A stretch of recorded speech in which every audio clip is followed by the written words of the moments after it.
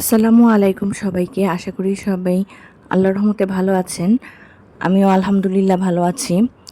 সকাল থেকেই আজকে আকাশে মেঘের ঘনঘটা, চারিদিকে মেঘলা ওয়েদার। ঘুম থেকে উঠে এরকম দেখতে না ভালোই লাগে আমার কাছে। মানে বর্ষাকাল একটা ভাইব চলে এসেছে কিন্তু।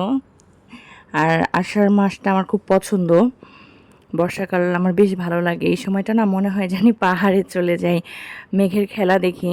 কিন্তু সেটাই মুহূর্তে সম্ভব না, কারণ অলরেডি স্কুল ফুল সুইংয়ে চলছে আর সামনে বাচ্চাদের এক্সামও আছে। তাই মনের ইচ্ছাটাকে এখন মাটি চাপা দিয়ে রাখতে হবে। তবে বর্ষাকালে না এইটা হাওরে যাওয়া, তারপরে পাহাড়ে যাওয়া, এগুলো কিন্তু খুব এনজয়েবল। আমরা একবার গিয়েছিলাম বর্ষাকালে টাঙ্গুয়ার হাওরে। তো এত সুন্দর লেগেছিল, মানে পুরা মাইন্ড রিফ্রেশিং একটা ব্যাপার। কিন্তু এই মুহূর্তে আর সেটা সম্ভব না এইবার, কারণ মাত্র আমরা ঈদের ভ্যাকেশন থেকে আসলাম। তো এই প্রকৃতি দেখা শেষ করে রান্নাঘরে চলে এসেছি রুটিন ওয়ার্ক করার জন্য। এখানে রুটি সেঁকে নিচ্ছিলাম, তারপর ভাত বসিয়ে দিলাম হাজব্যান্ডের জন্য।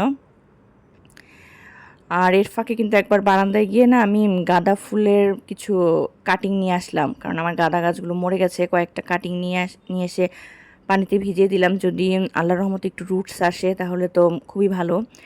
আর এখানে কিছু কিছু সিলভার সাটিন, এটারও কিছু কাটিং নিয়ে রুট করবো দেখে পানিতে ভিজিয়ে দিলাম। তো এগুলো কাজটাজই করলাম। আর হাজব্যান্ড মেয়েকে স্কুলে দিয়ে আসার সময় কিছু মাছ নিয়ে আসলো, সেগুলো সিঙ্কে রাখলাম। আর আজকে না গতকালকে লেফট ওভার কিছু মিল্ক ছিল, যেহেতু ওয়েদারটাও একটু বৃষ্টি বৃষ্টি, তো আমি ভেবেছি আজকে একটু কফি খাবো, সেজন্য কফির বয়ামটা নামিয়ে নিলাম। আমার কফি কিন্তু প্রায় শেষ হয়ে এসেছে দেখলাম।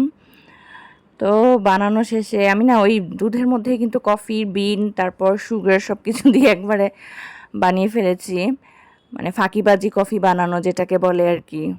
কারণ কাজকর্মে আমি প্রচণ্ড ফাঁকিবাজ, কিভাবে তাড়াতাড়ি কাজ শেষ হবে সেই চেষ্টা সারাদিন।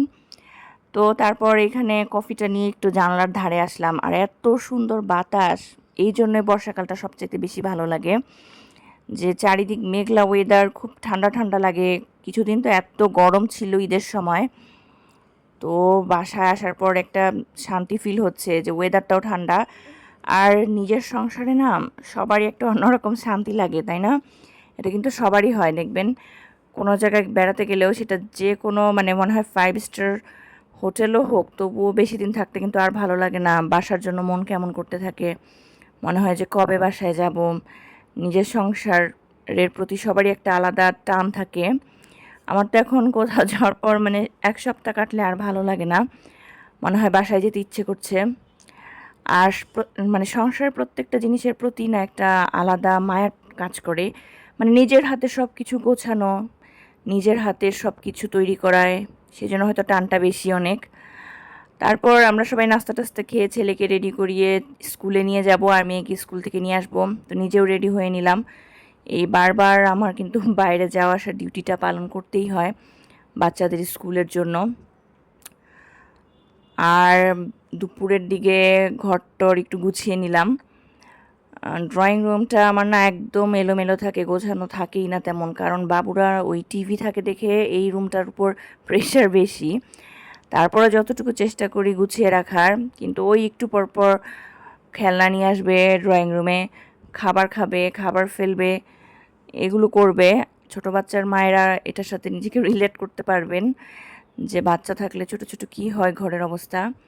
কিচ্ছু করার নেই, একবার পরিষ্কার করছি আবার নোংরা করছি, এইভাবেই চলছে।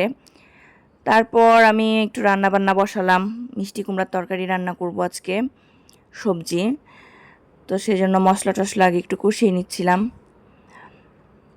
এই এই রান্নাটা না প্রতিদিন করতে প্রায় আমার মনে হয় যে আজকে রান্নাটা যদি না থাকতো, কিন্তু সেরকম ছুটি তো আসলে পাওয়ার উপায় নেই রান্নাঘর থেকে।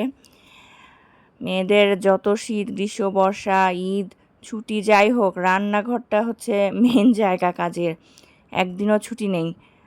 আর এখানে আমি চিংড়ি মাছটা আজকে পটল দিয়ে পেঁয়াজ দিয়ে বেশি করে ভুনা করছি। আমি যে খুব বেশি আইটেম রান্না করি প্রতিদিন সেরকম না, কিন্তু প্রতিদিনই রান্নাটা করতে হয়। আর তারপর আবার কিন্তু গোসল টোসল করে ফ্রেশ হয়ে নিয়েছি আমি। এখন আবার মেয়েকে সাথে করে নিয়ে যাব যে ছেলেকে স্কুল থেকে আনতে। আর বাইরে কিন্তু এই সময় আজকে প্রচণ্ড বৃষ্টি, মানে এটা ক্যামেরায় ক্যাপচার করা পসিবল না, কিন্তু এত পরিমাণে বৃষ্টি হচ্ছিল বাইরে, যেটাকে একদম বলে ঝুম বৃষ্টি। আমি তো টেনশনে পড়ে গিয়েছিলাম কিভাবে যাব, তারপরও তো যেতেই হবে। সন্ধ্যায় আজকে ওদের জন্য আমি একটু ফ্রেঞ্চ ফ্রাই রেডি করলাম, আলুগুলোকে কেটে নিয়েছি। এই নাস্তাটা না আমাদের বাসায় খুব চলে, বাচ্চারা খুব পছন্দ করে। এটার মধ্যে না আমি একটু চালের গুঁড়ি, হলুদ মরিচের গুঁড়া আর একটু লবণ মিক্স করি, মিক্স করে ভালো করে মাখিয়ে নিই। চালের গুঁড়োটা দিলে হয় কি একটু ক্রিস্পি হয়, সেজন্যই চালের গুঁড়াটা দিই। দিয়ে এটা এখন ডুবো তেলে, একদম ডুবো তেলে ভাজলে জিনিসটা একটু বেশি ক্রিস্পি থাকে। তো এটা ভেজে নিচ্ছিলাম।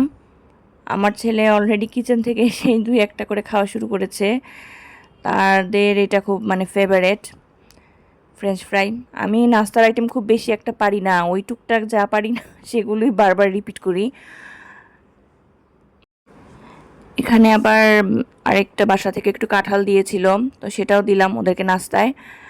তারপর আম তো ম্যান্ডেটরি, যেহেতু এখন আমেরই সিজন, আম না খেলে তো কারো হবে না। আর আমার বাচ্চারাও মাশাল্লাহ আমটা একটু পছন্দ করে খায়। মানে ফ্রুটসের প্রতি, সব ফ্রুটসের প্রতি অনীহা থাকলেও আমের প্রতি কিন্তু কারো অনীহা নেই। আমারও আমটা খুব পছন্দ। অন্যান্য ফ্রুটসের প্রতি আমার একটু অনীহা থাকলেও আমটা কিন্তু আমি বেশ পছন্দ করি, অনেকগুলো খেতেও পারি একসাথে। আর তারপর তো সন্ধ্যায় আমি চা খাচ্ছি, আমার হাজবেন্ড না গ্রিন টি খায়, তবে কিছুদিন ধরে ওকে সেটা দেওয়া হচ্ছে না, আমি নিজেই বানিয়ে খাচ্ছি চা। আমার তো আবার মিল্ক টি ছাড়া চলে না। নতুন একটা চায়ের প্যাকেট খুললাম, এটা সিলেট থেকে আনা হয়েছিল। আর আজকে না চাটা খেয়ে আমার মনে হচ্ছে যে বাবুদেরকে আজকে আর পড়াবো না, কেন জানি আজকে রিল্যাক্স করতে ভাল লাগছে। তো এখানে ওরা আবার চকলেট টকলেট বের করে খাওয়া শুরু করলো। আমিও বললাম আমাকেও একটু দাও চকলেট, খালি বাচ্চারাই যে সবসময় খাবে সেরকম না, মাঝে মাঝে কিন্তু নিজেদেরও খেতে ভালোই লাগে।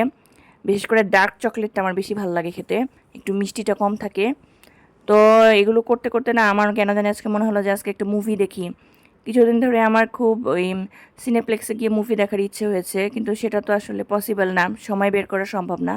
তো ঘরে আর কি মুভি নাইট করছি। তো আজকের ব্লগটা এই পর্যন্তই, ভালো থাকবেন সবাই, ধন্যবাদ সবাইকে।